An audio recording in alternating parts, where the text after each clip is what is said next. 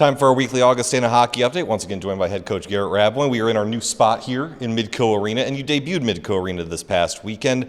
5-2 loss to Ferris State on Friday, 4-3 loss in overtime on Saturday. You guys fell behind in both games, were able to come back in both games, just couldn't quite finish it. But combine those games with the opening of this building, just what will you remember about this past weekend?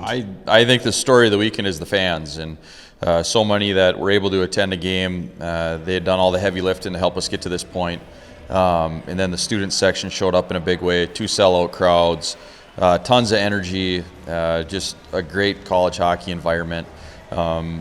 We haven't broken it in with a win, but now we do have 2 games under our belt and looking forward to the future. Yeah, let's break down Friday's contest. Obviously, the grand opening.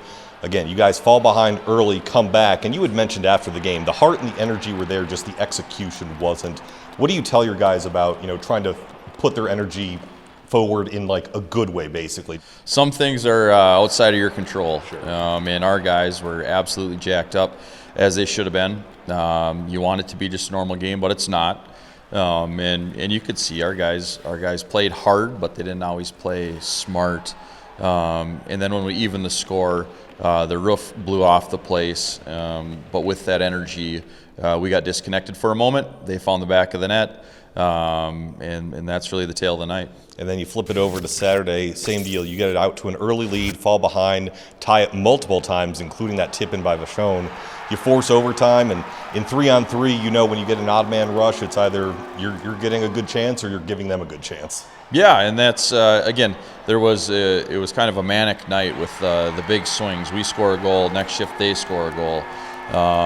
We tie it on a power play, then we end up 2 men down.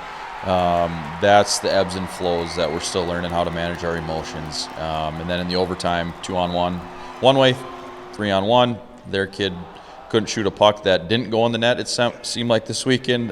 Credit to them. Good team, though. Bobby Daniels has those guys playing 4 in a row for them. Tough to play against. They're comfortable in close games. And I think they're going to have an exciting stretch run here. You've done a great job this season of kind of, balancing between the short-term and the long-term goals. Obviously, the players want to win short-term here. I mean, no one wants to go into this weekend with a couple losses, but knowing the culture and the foundation, opening this new building, how do you approach the guys in terms of balancing those short-term goals, what they want to win, versus the long-term goals of setting the groundwork here? I mean, wins will come. We have to just play darn good hockey, and that comes with living in the moment. Our guys have to show up and understand that there's going to be some tough lessons, but we have to learn from mistakes. And as we learn and grow, which we have been doing, we'll play a better brand of hockey. We'll come together. And again, though, this is something they signed up for that some weren't able to grasp or understand, and it's a little intimidating because it is hard. We knew it was going to be this way coming into it, but now we're living it. And we have the right group here, full confidence in our guys, and we're just going to take it one day at a time as we continue to work. And of course, as you said, the next opportunity is the best opportunity. You have a 2-game set at Bemidji State this weekend on Friday and Saturday. You got to know their freshman sensation, Eric Polkamp, when you coached him at World Juniors a couple weeks ago. When you look at the Beavers, what do you see?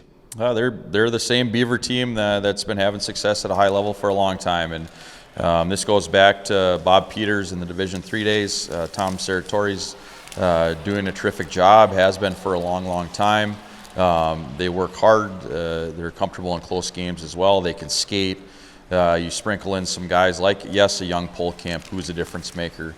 And they're just going to be a lot like others we've faced in our league. It's just you're in for a long night, and you got to stick with it. And that's really it with them.